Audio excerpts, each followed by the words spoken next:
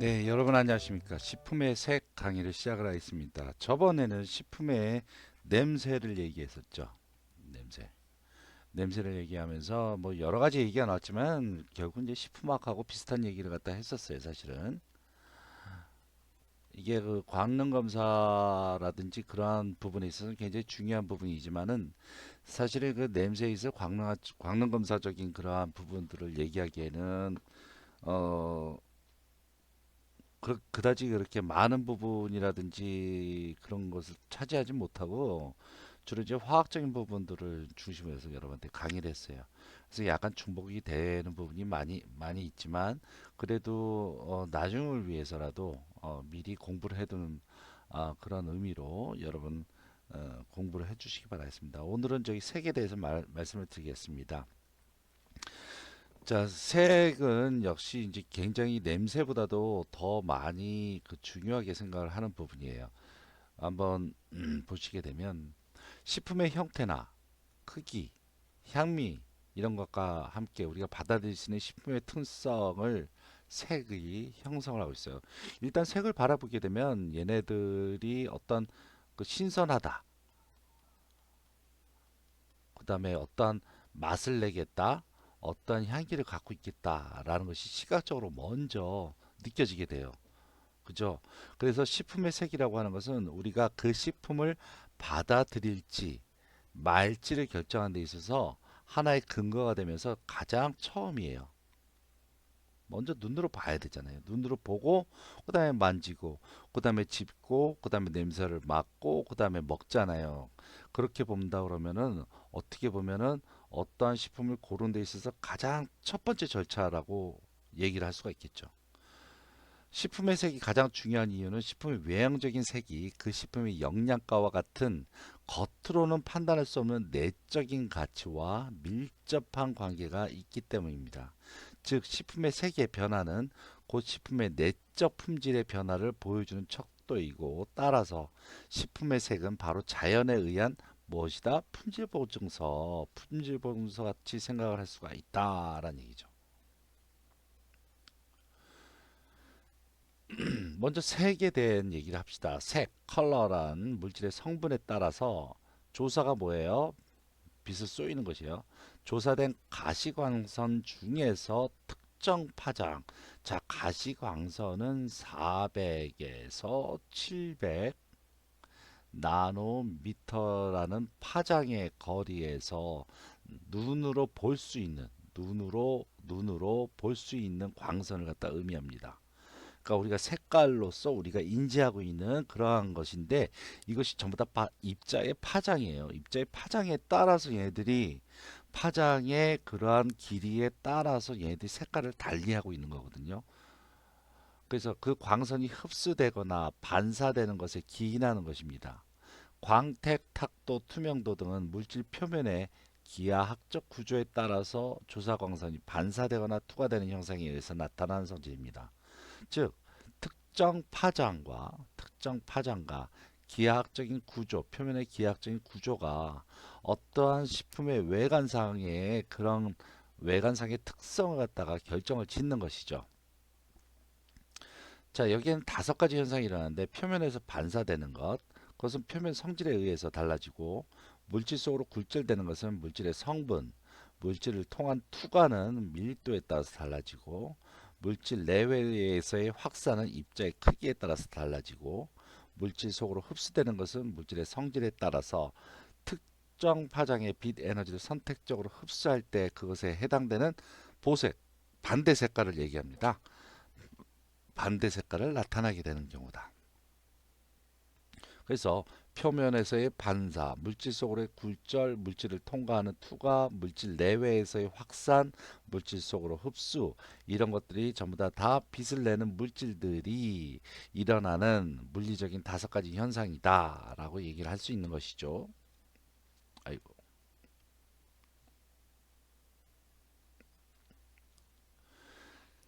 그 파장의 종류에 따라 종류에 무관한 전반적인 반사의 정도를 명도라고 합니다. 명도 명도라고 하는 것은 밝고 어두운 것을 얘기하는 거예요. 밝고 어두움만을 얘기하는 거예요. 밝고 어두운 것은 그렇다면 명도에서 가장 강한 색깔이라고 한다면은 흰색이겠죠. 가장 어두운 색은 검은색이겠죠. 예. 그러니까 이 안에 색상이 들어가 있는 것이 아니라 그냥 밝고 어두움만 나타나고 있는 거예요. 그다음에 특정 파장의 방사 에너지를 선택적으로 반사할 때 우리는 특정 색을 감지하게 됩니다. 아, 이제 파장. 아까 얘기했죠. 파장이 방사라고 하는 것은 어, 퍼져나간다는 얘기예요.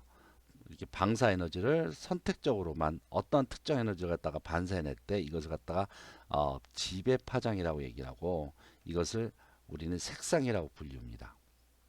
자, 색의 3요소, 색채의 3속성이 있어요. 색채의 3속성은 명도, 색상, 채도 그렇게 얘기하고 명도는 lightness, 색상은 hue, 채도는 크로마 그렇게 얘기를 하는데요. 명도는 전반적인 반사, 그냥 반사의 전도. 색상은 지배 파장을 의미하고요. 채도는 특정 파장의 반사량을 에 따라서 채도가 나타나게 됩니다. 자, 그러면 명도를 느끼는 것은 망막의 막대형 세포에서 느끼고요. 색상은 망막의 원추형 세포에서 느끼게 됩니다. 채도는 망막의 역시 원추형 세포에서 채도를 느끼게 됩니다. 즉 망막에는 막대형 세포와 원추형 세포가 전체적으로 색을 갖다가 느끼고 인지하게 되는 것이죠.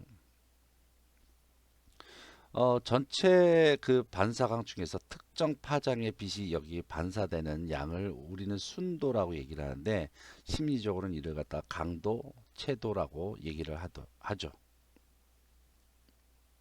자, 이와 같이 색채의 삼속성에 대해서 알아봤고 이것을 느껴지는 인식 구조와 이 색의 속성이 어떻게 나타나는지에 대해서 얘기를 해봤습니다. 그래서 이 색을 나타내는 방법에는 여러 가지가 있습니다. 맥스웰의 RGB, 어렵지 않아요. 적색, 레드, 그린, G, 청색, 블루를 세 개의 변으로 한 거예요. 이렇게 세 개의 변으로 하고서 삼각형 안에 모든 색을 배열한 것입니다. 자, 이것과 비슷한 것이 CIE 색채계예요. 이것하고 거의 비슷한 것인데 이것도 한쪽에 빨간색, 파란색, 초록색을 나타내고 이 가운데는 하얀색이죠. 얘 가운데도 하얀색이죠. 네, 얘의 장점은 무엇이냐면은 어떠한 색깔을 갖다가 숫자로 나타낼 수 있어요. 그래서 R 값은 여기 봅시다. R 값은 0.1이야. 0.1 어디 갔어요? 아닌데? R 값은 0.1이고 그 다음에 B 값은 0.6이고 뭐 그래갖고 얘네들 갖다가 이렇게 이렇게 이렇게 해서 만나게 해서 얘네들의 좌표를 갖다 찍어주는 거죠. 그러니까 굉장히 치밀하고 굉장히 그 색깔 분류에 있어서 아주 그냥 점점점점점의 어떤 그런 연속성을 갖다가 하나 딱 잘라갖고 한 좌표로 나타낼 수 있다라는 그러한 색상이 RGB 색상이고 그 다음에 CI 색채계라고 얘기합니다. 지금 제가 슬라이드에는 이러한 글자들을 안 적죠. 그러니까 중요한 것은 이런 건 적으셔야죠. 받아 적으셔야지. 그죠? 그 다음에 뮨셀 색채계가 있어요. 뮨셀. 자, 얘 색채계는 이렇게 생겼는데, 자, 여기 보면 블랙, 화이트니까 이건 명도를 나타내고요. 그 다음에 바깥에는 색상을 나타나게 해요. 색상을 나타내요. 빨간색부터 그린색깔까지 막 이렇게 색깔, 노란색 이렇게 해서 색깔을 나타나는데, 요 사이는 얘네들의 순도를 나타나게 돼요. 그래서 요 채도를 나타내게 돼요. 그래서 이와 같이 입체적인 삼차적인 그런 3차형의 입체적인 3차원의 그러한 모습으로 얘들은 색상과 명도와 채도를 갖다가 지정하는 어떤 것에다가 이렇게 딱딱딱딱 이렇게 찍어서 나타나는 것이죠. 사실 이것은 여러분 그 옛날에 그 미술책이라든지 그런 데서 많이 본 기억이 날 겁니다. 그죠? 다음은 헌터 색채계인데요. 실제적으로 식품 쪽에서는 이것이 제일 많이 사용해요. 헌터 색채계, 헌터. 얘네들은 어떻게 분리하냐면 L값, A값, B값 그렇게 분류를 해요. 그래서 L값은 아까 있는 뮌셀하고 좀 비슷하긴 한데 L값은 가운데다 이렇게 있어요. 그래서 0부터 100까지 이렇게 나타나요. 그래서 0은 어두운 것이고 100은 하얀 것이죠. 예, 그 사이에 있는 값을 갖다가 이렇게 나열하게 됩니다. 그리고 A 값은 마이너스 80부터 100까지예요. A 값은 마이너스 80부터 100까지 이렇게 나타나고 적색이 강할수록 증가하고 플러스 값으로 증가하고 녹색이 강할수록 반대쪽으로 마이너스 값으로 감소되어집니다. 그 다음에 B값은 황색이 진할수록 증가되고 70까지 그리고 청색이 증가될수록 마이너스 70까지 돼요. 그러니까 얘는 마이너스 70부터 플러스 70까지. 그래서 이것이 우리 그 연구실에도 있죠. 그래갖고 이렇게 손잡이로 이렇게 돼 있고 바깥에 이렇게 렌즈가 이렇게 돼 있습니다. 그래서 손잡이로 돼 있고 이것이 이렇게 해서 계전판에 연결이 돼 있어요. 디지털로. 그래서 어떠한 식품이 이렇게 있으면 그 표면에다 대고서 그래서 버튼을 갖다 딱 누르게 되면 얘가 빛을 한 번, 수 번, 세 번 딱 발사를 하면서 그때 반사되어지는 값에 따라서 L값, A값, B값을 디지털로 뽑아내죠. 그것이 바로 색상을 측정하여주는 그러니까 색깔을 측정해주는 그런 기계입니다. 실질적으로 식품업계에서 많이 사용을 하고 있는 겁니다. 다음은 자, 식품의 색이 한번 들어갑시다. 식품의 색, 식물성 색과 동물성 색으로 나누는데요. 식물성 색은 크게 다시 두 가지로 나눠지게 돼요. 이 중에서 여기는 이제 수용성, 이거 적으셔야 돼요. 강의 교환은 없단 말이죠. 여기는 지용성이에요. 지용성이라기보다도 불용성이라고 얘기를 하는 것이 더 나을 수도 있어요. 잘 안 녹으니까. 잘 녹는 것은 안토시안, 베탈레인 이런 것들은 수용성이고요. 그 다음에 천연색소 중에서 잘 안 녹는 것은 탄닌, 그 다음에 지용성 클로로필, 카로티노이드 이런 것에 해당됩니다. 사실 식물성 천연색소이면서 동물성 천연색소인 것이 뭐가 있죠? 카로티노이드가 이해 안 했죠? 자, 동물성 천연색소는 헤모글로빈, 마이오글로빈, 카로티노이드 이렇게 세 가지만 외우시면 됩니다. 그래서 문제 중에서 다음 중 동물성 색소가 아닌 것은 그렇게 물어보거나 식물성 색소가 아닌 것은 그렇게 물어보거나 다음 중 어, 식물성 수용성 식물의 그 천연 색소로서 수용성인 것은 그렇게 물어볼 수도 있고 그러니까 이것은 가장 색깔에 있어서 기본적인 부분이니까 이미 식품학 때도 여러분 잘 아실 겁니다. 식품학 때도 배웠을 것이고요. 자, 클로로필 봅시다. 클로로필. 그 클로로필 같은 경우에는 물에 녹아야 안 녹아요. 대표적인 엽록소라든지 녹색 채소에서 가장 많이 들어가 있는 것이죠. 클로로필에는 A, B, C, D가 있는데 보통 A하고 B가 3대 2의 정도로 많이 분포되어 있고요. A는 청록색, 뭐 그리고 C와 뭐 B는 청록색, 얘는 뭐 황록색, 녹색은 녹색인데 얘는 청록색, 얘는 황록색. 그런 것의 그런 색깔이라고 합니다.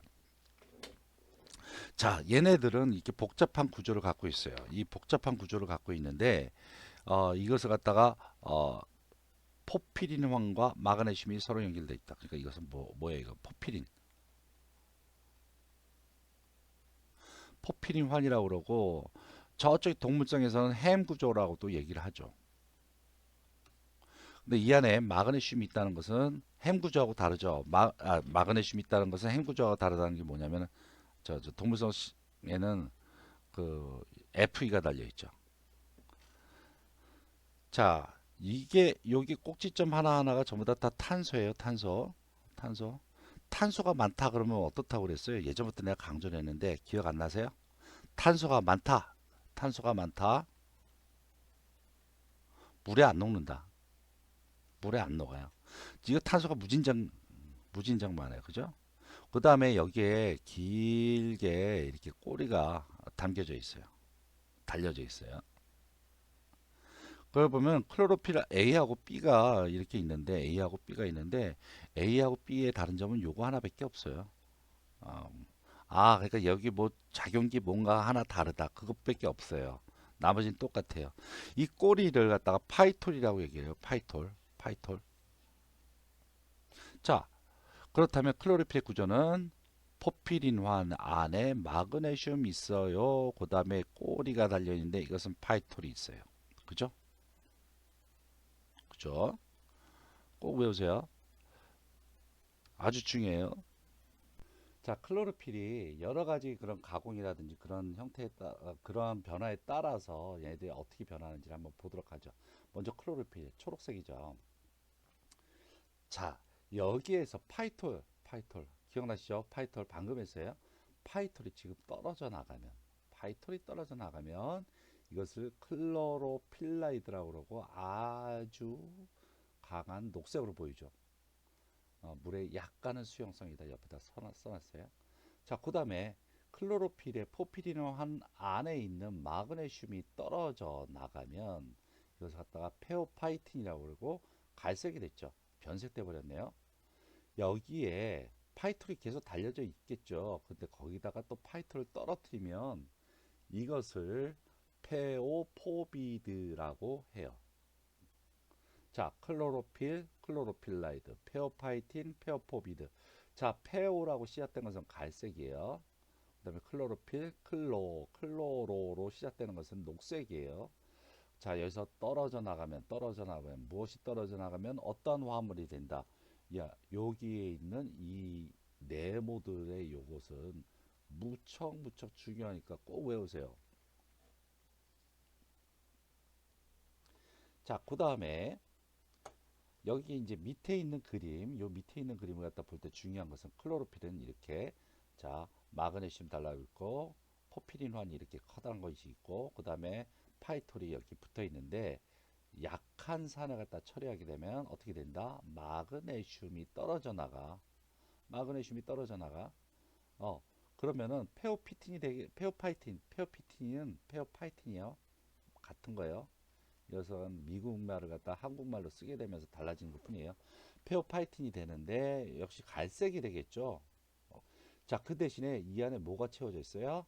네, 수소가 그 안을 채우고 들어가는 거예요.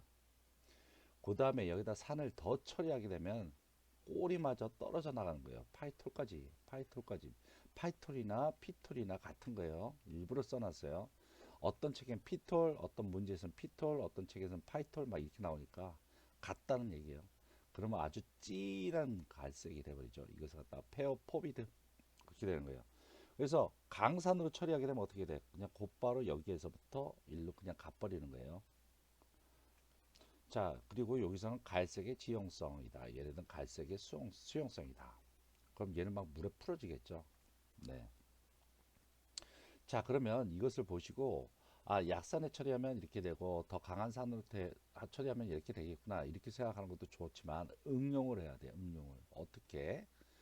만일 야채 같은 것에다가 식초를 갖다가 많이 뿌리게 되면 페어포비드 되겠구나. 이런 식으로 생각하시면 되는 거예요. 알았죠? 자, 다음은 이제 볼 줄 알죠? 클로로필 알칼리 처리하게 되면은 파이톨이 떨어져 나가. 그러면 이것이 클로로필리드가 되고 꼬리 떨어져 나간 상태로 되는데 얘는 짙은 청록색이 돼요. 수용성이 되고 수용성이 되네. 여기서 지용성이라는 것이 달라지네. 수용성이 돼. 자, 여기에다가 알칼리를 갖다 더 처리하게 되면 메탄올기가 떨어져 나가서 짙은 청록색과 수용성이 됩니다. 그래서 갖다 클로로필린이라고 되어 있는데 아까 그 네모 박스에 하고 그 안에는 없어요. 얘가 없어. 새로운 단어가 나옵니다. 그러니까 이것은 번외로 외워주셔야 됩니다. 없죠? 클로로필라이드는 있는데. 자, 그 다음에 클로로필라제. 자, 끝에 아제가 붙었지. 이거 뭐야? 효소야, 효소. 효소는 이름 아제 바로 앞에 있는 것. 자 보자. 아밀라제. 무엇을 분해하는 거야? 아밀로즈는 아밀로즈 패티니까 아밀로 패티니까 전분 분해 요소. 그죠? 앞에 있는 것이 아제의 앞에 있는 것이 얘가 공격하는 대상일 확률이 굉장히 많아요. 리파제는 리피드를 공격해갖고 분해시키는 놈이에요. 프로파제, 프로테아제, 죄송합니다. 프로테아제는 프로테인을 갖다 공격하는 거죠. 마찬가지로 클로로필을 공격한단 말이지 얘가. 그러면은 분해를 시켜 누구를 떨어뜨려? 피토를 떨어뜨린단 말이죠. 꼬리를 떨어뜨려. 그러면 클로로필리드가 되고 짙은 청록색의 수용성 색소가 되어집니다. 그러면은 이것을 딱 보면서 느낀 것이 뭐냐면 꼬리가 떨어져 나가면 어떻게 돼? 지용성이 수용성으로 다 바뀐다는 얘기예요. 그죠? 자, 이렇게 그림을 갖다 단순화 시켰어요. 그러니까 더 외우기가 쉬울 거라고 저는 생각합니다. 굳세게 믿습니다. 자, 그 다음에 클로로필에다가 구리 이온이 들어가게 되면 마그네슘을 떨어뜨리고 그 자리를 갖다가 꿰차고 들어간단 말이죠. 그 다음에 피톨도 떨어지고 그렇게 되면 얘들이 짙은 청록색이 되게 돼요. 완두콩 통조림이라든지 이런 것들 갖다가 통조림 안에다가 얘들 갖다 집어넣어야 되는데 열을 가하거나 막 그렇게 되면 얘들이 변색된단 말이지. 그때 식품 첨가제로 사용이 허가되어 있는 구리의 착색료를 사용하게 되면 구리 이온이 클로로필의 안에 있는 마그네슘 대신 들어가게 되면서 이때는 아주 단단하게 고정이 되면서 얘가 초록색을 잃지 않게 만들어 준답니다. 자, 그다음에 카로티노이드예요. 카로티노이드는 뭐 여러 가지 외울 것보다도 가장 중요한 것은 비타민 A의 전구체, 즉 눈의 시력에 있어서 얘네들이 눈의 로놉신이라든지 그러한 시신경에 있어서 굉장히 중요한 역할을 하게 되는데 이 그 분자를 갖다 레티놀이라고 그래요. 비타민 A의 전구체를 레티놀이라고 그러는데 카로티노이드에는 레티놀을 함유하고 있는 분자들이 굉장히 많이 있어요. 베타카로틴 같은 경우에는 이러한 것이 두 개가 있고요. 베타에는 이러한 레티놀이 두 분자 나오고 알파카로틴에는 한 분자가 나와요.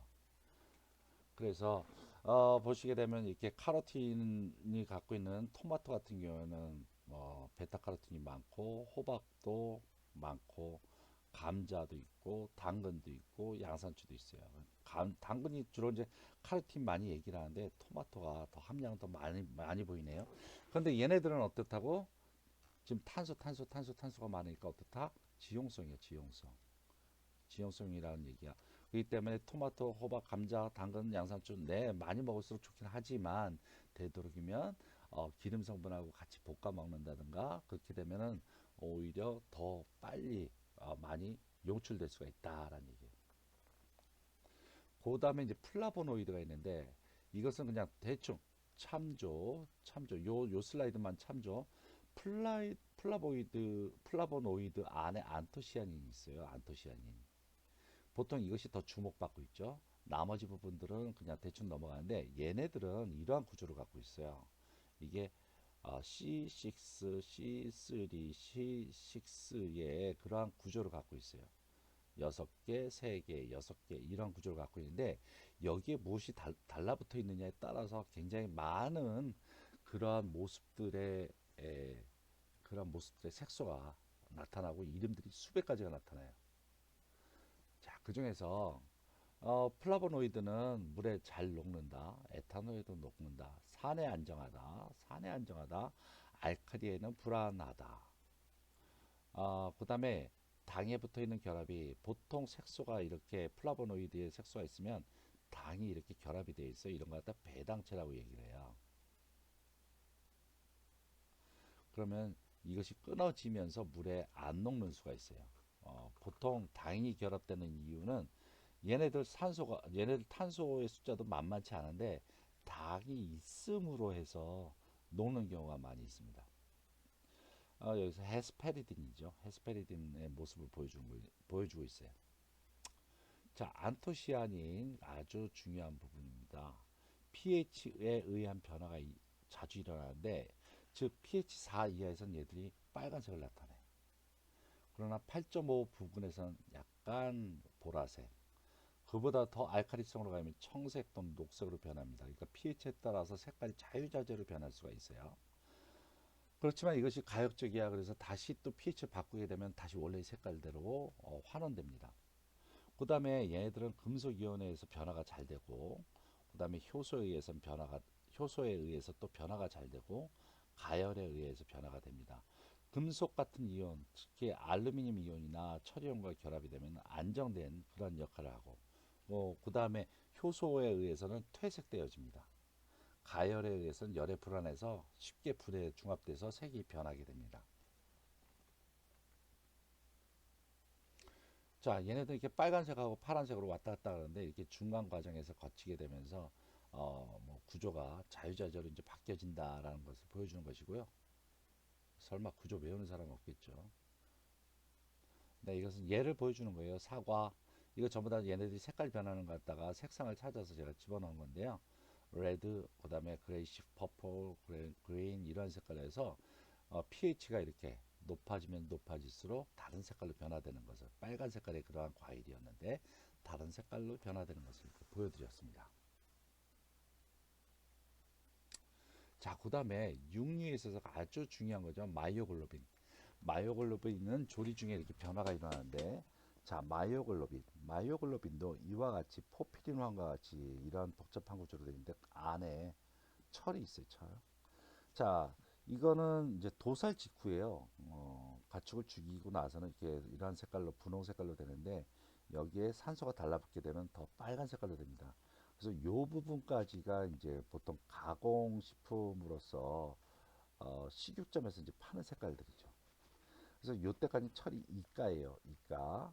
철이 이가인데 철은 분석학을 배우시는 분은 알겠지만 이가, 삼가 이렇게 바뀔 수가 있어요. 여기에서 만일 열을 가하게 되면 산소가 다시 빠져나가고 삼가가 됩니다. 이때 이름을 갖다 메트마이오글로빈. 자, 이거 뭐 생각하면 되냐면 우리 불고기 같은 거 막 빨간 거 갖다가 막 지지게 익히게 되면 얘네들 갈색으로 변하잖아요. 예, 그거예요. 그때 철은 삼가.